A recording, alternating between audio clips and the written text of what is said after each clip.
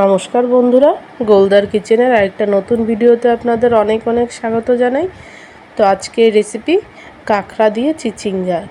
চিচিঙ্গা সবজিটা খুবই উপকারী, কিন্তু অনেকেই খেতে চায় না। ছোটরা তো একদমই খেতে চায় না, আর বড়রাও শুধু ভাজা ছাড়া কি রান্না করব অনেক ক্ষেত্রে বুঝেই পারে না। তো সেক্ষেত্রে এইভাবে চিচিঙ্গাটা রান্না করে দেখবেন, আশা করি সবার খুব পছন্দ হবে। তো আজকে আমি রান্না করব ছোট কাঁকড়া দিয়ে চিচিঙ্গা। চিচিঙ্গাগুলোকে ছোট করে কেটে নিয়েছি, সঙ্গে কাঁকড়াটাও কেটে নিয়েছি। এবার মশলার জন্য মিক্সিং জারের ভিতর কিছুটা পেঁয়াজ, একটু আদা, একটু রসুন, 2 চামচ ধনে, 1 চামচ জিরে, একটু জল দিয়ে ভালো করে পেস্ট বানিয়ে নিচ্ছি। এবার কড়াইতে বানিয়ে রাখা মশলাটা দিয়ে দিচ্ছি একটু পেঁয়াজ কুচি, স্বাদ মতো নুন, পরিমাণ মতো হলুদ এবং কিছুটা সর্ষের তেল। আমি কোনো রকম মশলা কষানোর ঝামেলা ছাড়াই একবারেই হাতে মেখে এইভাবে বসিয়ে দেব। এবার পরিমাণ মতো লঙ্কার গুঁড়ো দিয়ে ভালো করে মশলাটা আগে একটু মেখে নিলাম। এবার কেটে রাখা ছোট কাঁকড়াগুলো দিয়ে দিচ্ছি। আপনারা চাইলে এখানে কাঁকড়ার বদলে চিংড়ি মাছ ব্যবহার করতে পারেন, এতেও স্বাদটা ভালোই লাগবে।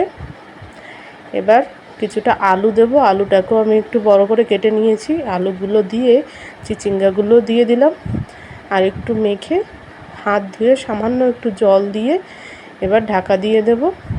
এবার গ্যাসটা ধরিয়ে অল্প আঁচে আমি কড়াইটাকে গ্যাসের উপর বসিয়ে দিলাম। তো এইভাবে ঢাকা দিয়ে আমি চিচিঙ্গাটাকে সুন্দর করে একটু কষিয়ে নেব। দেখুন হালকা জলও ছেড়েছে। এইভাবে ঢাকা দিয়ে সুন্দর করে একটু সিদ্ধ করে নেব। দেখুন বেশ 10 মিনিট ধরে আমি চিচিঙ্গাটাকে সুন্দর করে একটু রান্না করে নিলাম। জলটাও শুকিয়ে এসছে, চিচিঙ্গা আলু দুটোই সিদ্ধ হয়ে এসছে। এবার দিয়ে দিচ্ছি পরিমাণ মতো একটু জল, দিয়ে একটু ফোটার জন্য অপেক্ষা করব।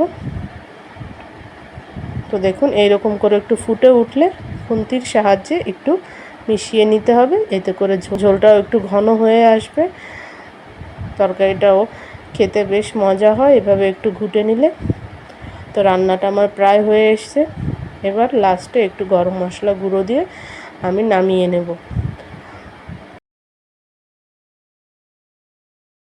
তো চিচিঙ্গার এই নতুন রেসিপিটি আপনাদের কাছে কেমন লাগলো অবশ্যই জানাবেন।